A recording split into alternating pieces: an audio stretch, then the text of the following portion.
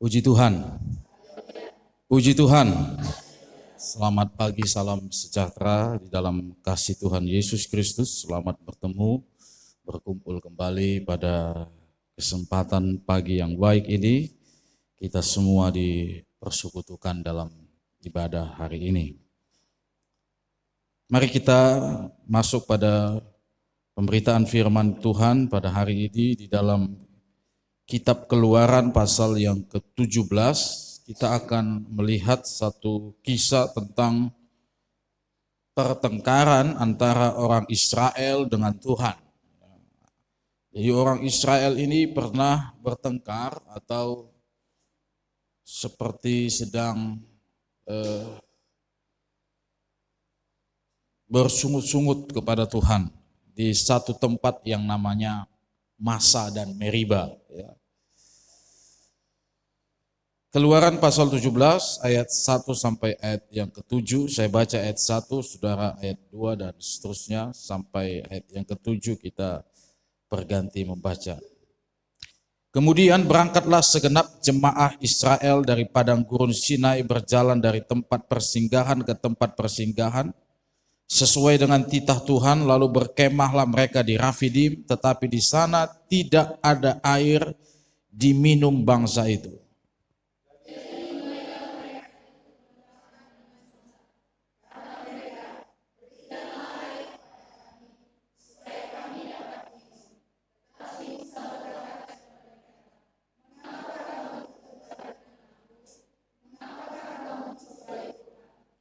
Hauslah bangsa itu akan air di sana, bersungut-sungutlah bangsa itu kepada Musa dan berkata, "Mengapa pula engkau memimpin kami keluar dari Mesir untuk membunuh kami, anak-anak kami, dan ternak kami dengan kehausan?"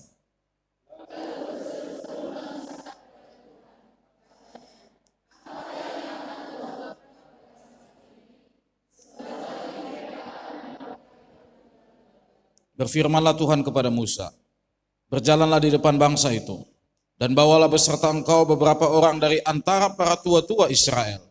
Bawalah juga di tanganmu tongkatmu yang kau pakai memukul sungai Nil, dan pergilah."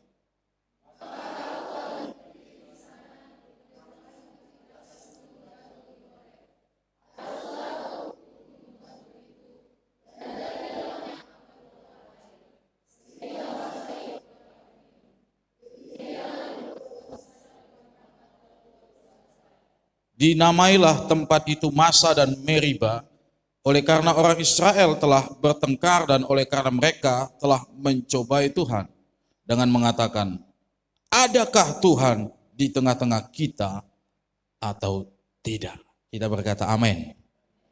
Saudara-saudara, tempat ini disebut Massa dan Meriba karena terjadi satu pertengkaran antara Musa dengan bangsa Israel. Musa adalah hamba Tuhan, seorang nabi. Jadi ketika bangsa Israel bertengkar dengan Musa, itu sama dengan dia atau bangsa Israel melawan Tuhan, bertengkar dengan Tuhan. Itu sebabnya saudara-saudara, tentu pertengkaran ada persoalannya. Ya. Apa masalahnya saudara? Kalau kita melihat dalam ayat 1, waktu mereka berjalan di padang gurun Sin, mereka itu masuk ke satu tempat yang namanya Rafidim dan mereka tidak mendapat air. Jadi masalah yang terjadi, kenapa adanya pertengkaran? Karena mereka tidak mendapat air untuk diminum. Air itu adalah kebutuhan pokok manusia. Manusia bisa hidup tanpa emas, bisa hidup tanpa mobil, tanpa rumah, bisa hidup tanpa anak ataupun benda-benda harta-harta yang lain. Tetapi manusia tidak bisa hidup tanpa air.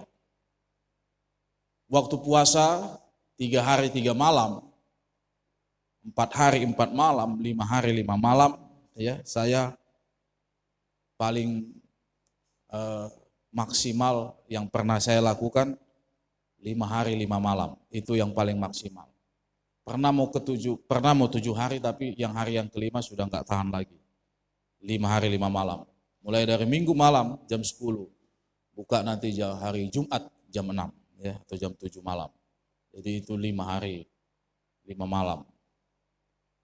Sebenarnya kalau kita puasa seperti itu, saudara-saudara, yang susah adalah bukan karena makanan, ya. Yang susah adalah karena haus, kehausan. Itu sangat sulit sekali. Sementara pekerjaan di sekolah tidak boleh tidak dikerjakan. Jadi tidak ada istilah, oh saya puasa, saya tidur-tiduran aja di kamar. Nggak ada seperti itu, ya. Oh saya puasa, saya berdoa saja di ruang doa, nggak usah kerja, nggak usah nyapu halaman, nggak usah kasih makan burung, nggak usah ini dan itu. Oh tidak ada, saudara. Jadi puasa tidak pernah dijadikan alasan untuk tidak bekerja. Tetap pekerjaan berlangsung seperti biasa. Tetapi kita mengambil diri berkomitmen untuk puasa. Sangat sulit. Tidak ada air. Apalagi saudara-saudara kalau dalam keadaan panas. Begitu keadaan panas, lalu teman kita minum es teh manis. Wah rasanya ingin hati kita berkata, mintalah itu kira-kira. Tapi kita sedang berkomitmen untuk puasa. Saudara bayangkan di padang gurun itu, panasnya luar biasa. Siang hari itu bisa mencapai 55 derajat. Panas sekali. Jadi ketika mereka berjalan dan kalau tidak ada air, itu situasi yang sulit sekali. Tapi selalu kita belajar, Alkitab selalu menyatakan bahwa orang-orang akan kita tahu siapa yang sesungguhnya pada waktu dia mengalami keadaan sulit. Semua orang bisa mengalami keadaan yang berkelimpahan, tetapi keadaan yang sulit itu sesuatu yang sangat berat sekali. Orang lemah selalu menjadi korban, orang-orang kuat selalu menjadi pemenang, tetapi orang yang menang itu melihat peluang di tengah-tengah tantangan. Jangan bertengkar dengan Tuhan, jangan berkata, adakah Tuhan di tengah-tengah kita? Saudara-saudara, perkataan ini sering terjadi ketika situasi hidup kita ini tidak ada harapan. Ketika penyakit yang berkepanjangan tidak sembuh-sembuh, lalu bertanya, adakah Tuhan di tengah-tengah kita? Ketika ekonomi tidak kunjung membaik, pertanyaan muncul, adakah Tuhan di tengah-tengah kita? Ketika kita dalam keadaan yang stagnan, bahkan bukan saja berjalan di tempat, bisa mundur ke belakang, muncul pertanyaan, adakah Tuhan di tengah-tengah kita? Saudara-saudara, perkataan ini adalah sesuatu di mana kita sedang mencobai Tuhan. Karena Tuhan ada dimanapun, saudara. Walaupun dalam segala penderitaan kita, dalam segala kesakitan kita semua. Itu sebabnya, seperti yang saya katakan, keadaan sulit menyatakan siapakah diri kita yang sesungguhnya. Apakah kita emas, ataukah kita rumput kering, ataukah kita jerami, ataukah kita kayu yang ketika dibakar di perapian yang menyala, kita habis, kita musnah, kita binasa. Tapi emas ketika dibakar, justru kehidupannya semakin murni. Amin saudara? Amin saudara? Ada 3 kekuatan untuk kita mengatasi masalah. Ini saudara menjadi pelajaran perenungan kita. Pertama, kekuatan pertama, kita harus berdoa. Ayat 4 dikatakan, lalu berserulah Musa kepada Tuhan. Berseru ini berarti berdoa. Berseru ini berarti sedang mengatakan, mengucapkan sesuatu. Dia tidak pasif, tidak diam berdiri, dia tidak menangis, meratap dengan keadaannya. Dia berlutut dan berdoa di hadapan Tuhan. Orang yang berlutut adalah kekuatan untuk kita bisa tetap berdiri. Doa adalah melibatkan Tuhan untuk mengatasi sepenuhnya hal-hal yang tidak mungkin dalam hidup kita. Hal-hal yang mustahil dalam hidup kita. Sebab Tuhan yang sanggup mengubahkan, karena dia adalah sumber perubahan itu. Doa bukan jalan lain, bukan nomor 2, 3, 4, bukan. Doa adalah nomor 1. Itulah alat komunikasi kita. Alat komunikasi kita dengan Tuhan adalah doa. Jadi jangan sudah ditempuh semua cara baru berdoa, tidak. Ditempuh semua segala macam strategi baru berdoa, tidak. Berdoalah dulu. Itulah langkah yang paling utama. Itulah langkah yang paling terutama, saudara-saudara. Berdoa dulu. Sebab di dalam doalah kita melibatkan Tuhan untuk mengatasi segala sesuatu yang tidak mungkin dalam hidup kita. Di dalam doalah kita berkata, aku berserah kepada Tuhan. Di dalam doalah kita mengaku, Tuhan, aku tidak mampu, aku manusia lemah. Yeremia 33 ayat 3 di sana dikatakan, berserulah kepadaku, maka aku akan menjawab engkau. Jadi Tuhan menjawab kalau kita berseru kepada Dia. Mintalah, maka akan kuberikan. Ketoklah, maka pintu akan dibukakan. Carilah. Itu tanda tentang doa, di mana kita meminta kepada Tuhan. Seseorang yang meminta, dia tidak berdiam diri. Dia mengucapkan sesuatu. Mengucapkan sesuatu. Jangan berhenti berdoa, saudara-saudara. Ketika kita berhenti berdoa, pasti kerohanian kita menurun. Pasti iman kita perlahan-lahan mundur. Kenapa? Karena doa itu seperti bahan bakar. Bagi sebuah mobil, kendaraan, yang terpenting adalah bahan bakar. Biar AC-nya hidup kencang, biar bannya bagus, pelaknya terbuat dari emas. Aksesorisnya semua ratusan juta di dalam. Tapi kalau tidak ada bahan bakar, gak ada gunanya mobil mewah itu semua. Betul saudara? Lebih bagus seperti mobil saya, tapi ada bahan bakar. Agak diangka-angka sedikit. Iya kan, betul kan? Ibarat handphone, secanggih apapun, tapi kalau gak ada data, gak ada pulsanya. Ada gunanya handphone itu?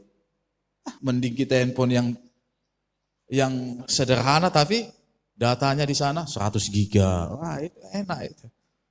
Langsung gak keluar-keluar rumah terus, di kamar terus. Ya kan, TikTok, segala macam. Saudara-saudara, ya. Saudara, yang terpenting adalah bahan bakar. Jadi doa itu bahan bakar. Yang membuat iman kita tetap berjalan. Yang membuat kerohanian kita tetap terukur. Kita tahu. Maka di dashboard mobil itu kan ada tanda yang mengukur bahan bakar kita. Full kah? Bahkan mobil-mobil canggih, saudara-saudara, sudah bisa terukur kalau dia di jalan tol yang ratusan kilo misalkan. Kadang-kadang kan tidak ada SPBU, pom bensin. Jadi dia sudah bisa mengukur, oh bahan bakarmu ini sanggup untuk 100 km lagi. Jadi otomatis saudara-saudara dia harus mengisi. Oh bahan bakar ini sanggup 200 km ke depan. Seperti itulah doa. Doa itu menjadi alat ukur bagi kerohanian kehidupan kita. Mari kita baca dulu dalam Mazmur 81 ayat 7 dan 8. Ini adalah kisah tentang Masa dan Meriba. Mazmur 81 ayat 7 dan ayat 8.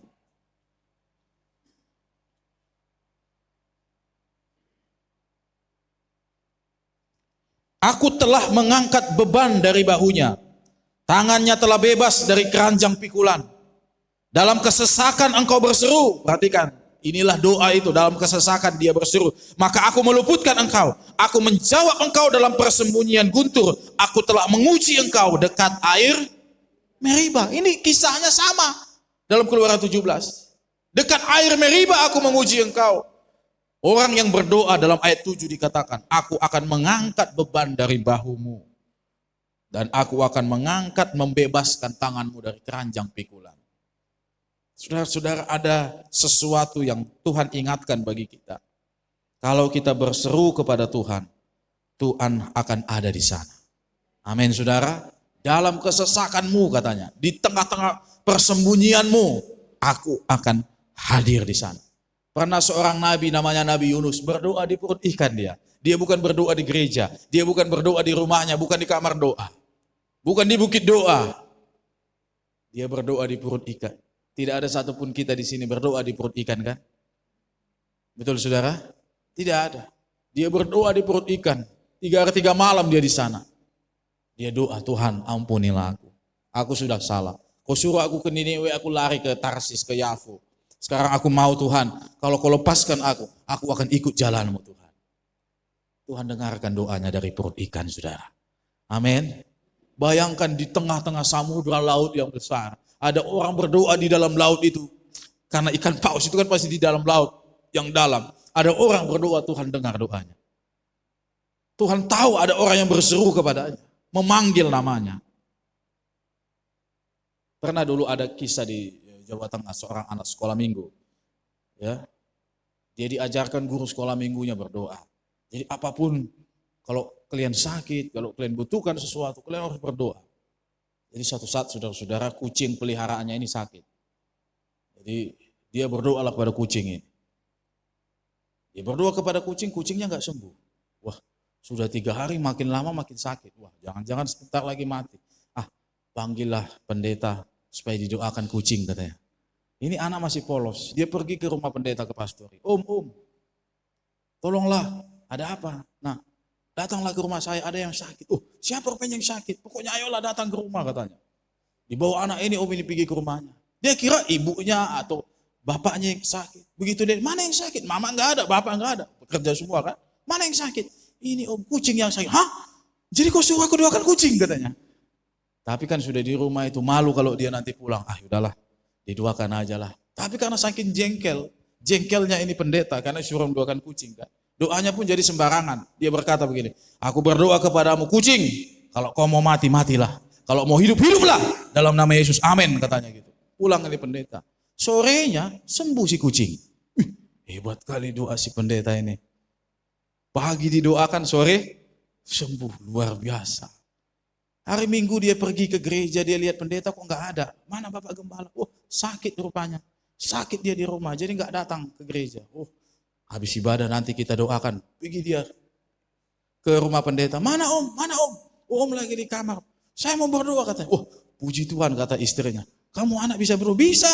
Saya punya doa yang ampuh untuk menyembuhkan katanya. Dia pergi masuk ke kamar gembala dan dia tumpang tangan di tangan gembala-gembalanya. Dia, ini anak tumpang tangan di atas kepala saya. Dia berkata, Bapak Gembala, kalau mau mati, matilah.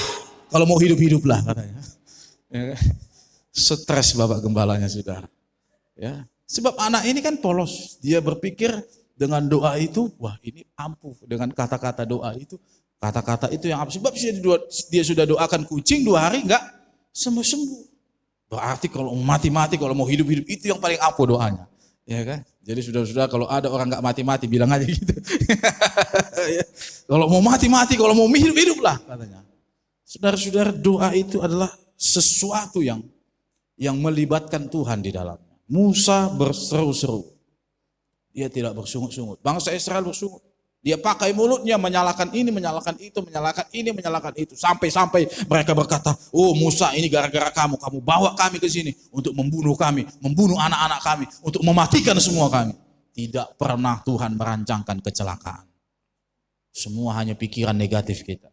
Tapi Musa, dia berbeda dengan bangsa Israel. Dia berseru-seru kepada Tuhan. Amin saudara. Berserulah kepada dia. Maka aku akan mendengar. Yang kedua, kekuatan yang kedua. Ketaatan. Kekuatan untuk mengatasi masalah adalah ketaatan. Mengapa? Ketika kita datang masalah harus taat. Justru disinilah mujizat terjadi. Karena setelah kita berdoa, kita harus melakukan doa itu di dalam ketaatan kita. Di dalam ayat 5 dan 6, Keluaran pasal 17, saya baca ayat 6 saja. Maka aku akan berdiri di sana di depanmu di atas gunung batu di Horeb. Haruslah kau pukul gunung batu itu dan dari dalamnya akan keluar air sehingga bangsa itu dapat minum. Perhatikan kata selanjutnya, demikianlah diperbuat Musa di depan mata tua-tua Israel. Demikianlah diperbuat Musa, itu bicara tentang ketaatan. Artinya apa yang Tuhan suruh dalam ayat 5, itu yang Musa lakukan dalam ayat 6. Tuhan suruh berjalan di depan bangsa ini. Pilih beberapa tua, bawa tongkatmu. Tuhan suruh 3 perintah. Dan ayat 6 berkata, demikianlah dilakukan Musa. Artinya tidak ada satupun perintah yang tidak dilakukan Musa. Dari 3 perintah yang dikatakan Tuhan kepada Musa dalam ayat 5. 3-tiganya dilakukan Musa seperti apa yang Tuhan sampaikan kepada dirinya. Artinya firman itu dilakukannya dengan setia. Walaupun kadang-kadang ada firman yang tidak masuk akal. Seseorang yang taat itu adalah seseorang yang menghargai pribadi yang mengucapkan firman itu. Seperti di dalam dunia militer, komandan atau jenderal berkata kepada prajuritnya, kamu pergi berperang di sana. Di dalam dunia militer tidak ada kata tidak. Bos, janganlah aku, nggak bisa seperti itu, saudara. Komandan, aku nggak bisa. Kata tidak pernah ada. Dia akan berkata, siap komandan. Ya, siap lakukan. Segera lakukan. Artinya apa? Hanya ada kata ya. Kenapa dia berkata ya? Karena dia menghargai komandannya itu. Dia menghargai pimpinannya itu.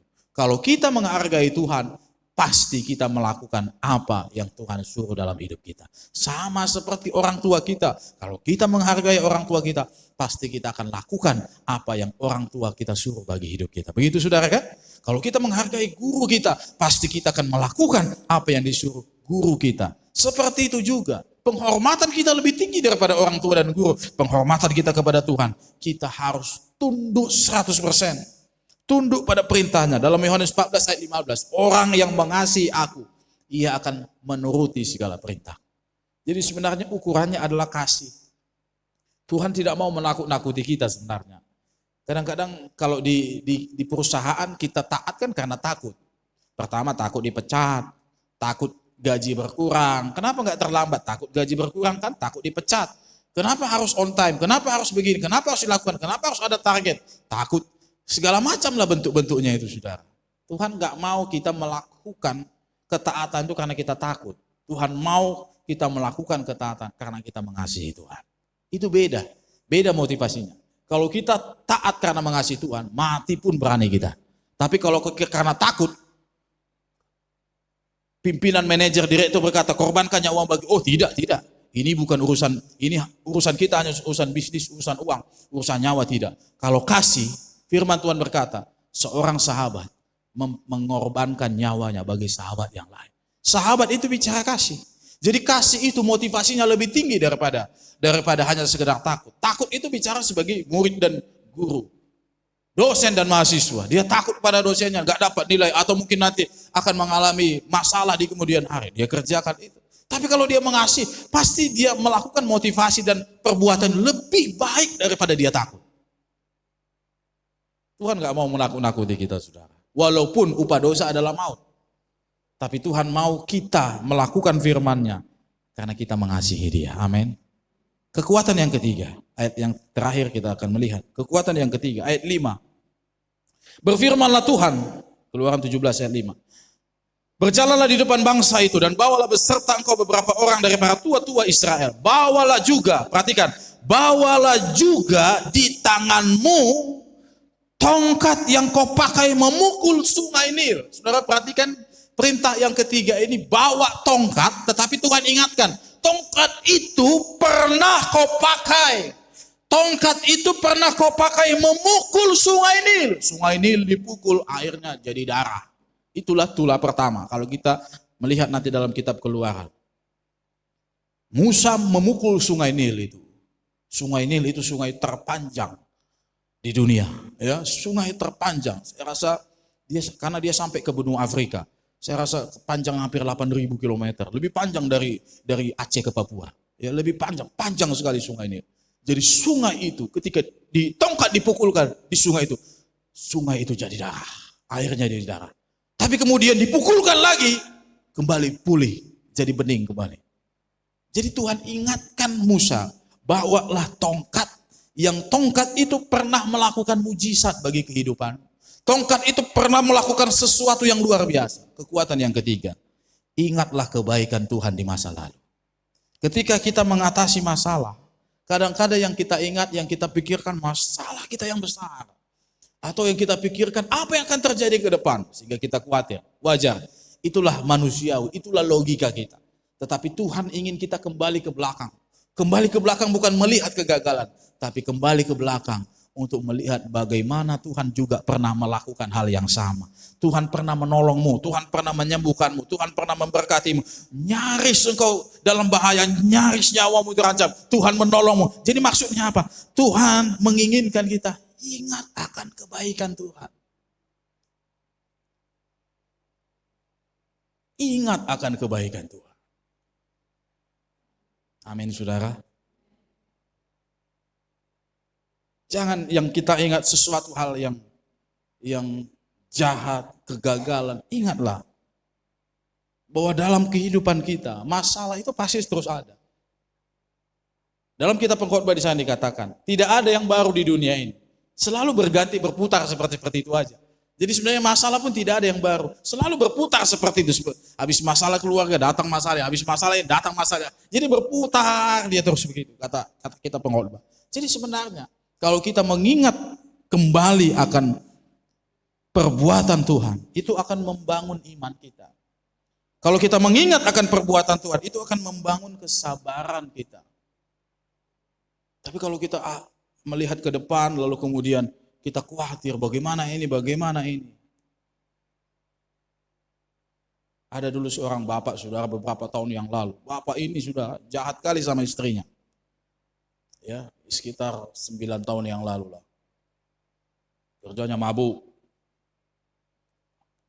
Pekerjaan nggak menghasilkan, nggak ada kerjanya apa-apa. Jadi setiap hari pulang mabuk, habisi uang. Istrinya ini biasa-biasa saja, ya. Pekerjaannya pun sangat sederhana. Anaknya ada 6 atau 5. Jadi sebenarnya menderita kali dia. Beberapa kali dia bersaksi. Dia selalu bersaksi dengan air mata, sangat menderita. Tapi saudara-saudara, ketika suaminya ini meninggal dunia karena sakit, liver. Dia suaminya kena penyakit liver, jadi perutnya membesar, kemudian sudah tak tertolong lagi, meninggal dunia. Ibu ini kemudian menangis, sangat keras menangis. Kami ada di situ. Saya bilang sama istri saya, kenapa dia menangis? Padahal biasanya dia meratapi suaminya ini karena kejahatannya. Ya. Istri saya tanya sama ibu ini, karena kebetulan pas di samping dia, Bu, jangan menangis, Bu. Tetap harap sama Tuhan. Ibu ini berkata begini, entah kenapa ya Om, entah kenapa ya Tan, kalau udah meninggal, yang teringat hanya kebaikannya aja. Itu yang dia sampaikan. Saya masih ingat kata-kata itu. Kalau udah meninggal, yang teringat kebaikannya aja. Saya hanya diam. Ya, saya pikir mungkin itu yang dihadapinya. Ya. Tapi baik juga sebenarnya kalau kita mengingat hal-hal yang baik dari kehidupan kita. Amin, saudara.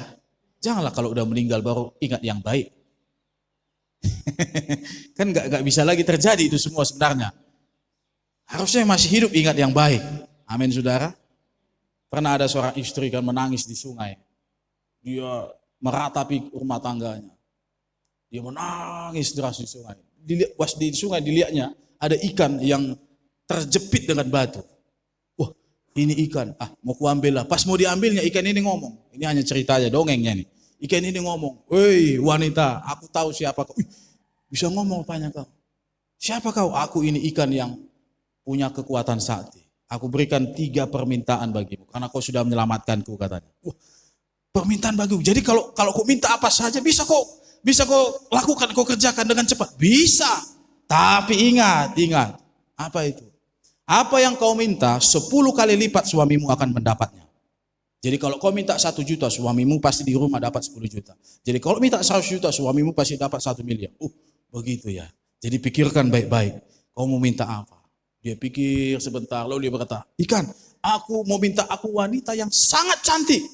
Tapi ingat, suamimu nanti jadi pria yang paling tampan di dunia. Gak apa-apa, tampan dengan cantik masih cocok. Betul gak saudara? Masih pas. Terjadi dia menjadi perempuan yang sangat cantik. Lalu dia minta permintaan yang kedua. Apa permintaan yang kedua? Aku minta hartaku banyak, aku menjadi kaya raja. Tapi ingat, suamimu nanti 10 kali lebih kaya darimu. Gak apa-apalah, kan harta bersama ini, katanya. Wah. Permintaan yang ketiga, apa yang kau minta? Aku minta serangan jantung ringan. Jadi suaminya kena serangan jantung berat langsung mati. Ya kan? Aku minta serangan jantung ringan, di rumah suaminya langsung mati. Kena serangan jantung berat. Jadi licik juga ternyata dia, saudara. Ya, cerdik juga dia. Dia pikir wah suaminya dapat 10 kali lipat, tapi tidak untuk kali ini. Permintaan yang ketiga serangan jantung ringan. Kalau serangan jantung ringan masih bisa diobati. Di rumah sudah mati. Ya kan? Ini hanya cerita, saudara-saudara. Tapi maksudnya adalah bagaimana kita mengingat sesuatu yang baik. Mengingat yang buruk itu mendatangkan duka cita, tapi mengingat yang baik mendatangkan kesabaran, mendatangkan iman. mendatangkan satu pengharapan di dalam Tuhan. Tuhan memberkati kita sekalian. Amin.